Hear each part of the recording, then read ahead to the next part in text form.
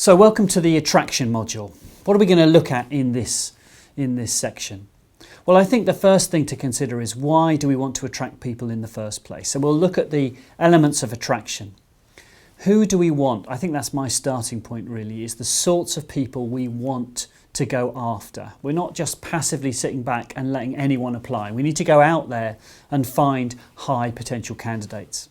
And that means understanding their target profile. So we'll do some exercises to understand exactly who we want and who's right for your particular business. And then of course, once we find people, what are we going to say to them? We have to think of the right messages that they'll respond to, and that'll be different for each cohort that we're looking at. Then of course we want to make it easy for people to reach us. If they've heard about your care organisation, how are they going to call, email, walk in? We need to look at ways to make sure we're attractive to them as well.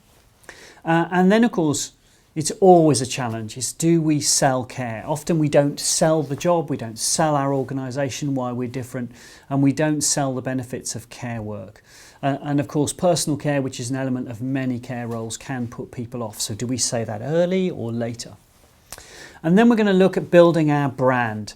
In most countries in the world, we have a challenge as an independent care business in that we're competing with other brands, either big consumer brands looking for these same types of frontline staff, or there may be a big healthcare brand, a glamorous hospital.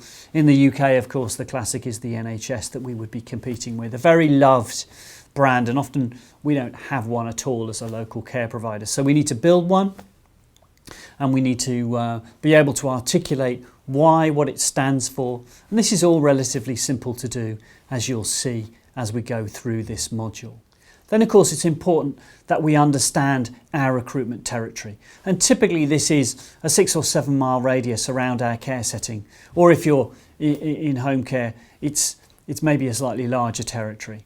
But it's not huge, and there's so much we can learn about that particular territory and the characteristics of it that will really influence the success or failure of our recruitment efforts. So we'll look at that. So there's lots to get through. Let's get started.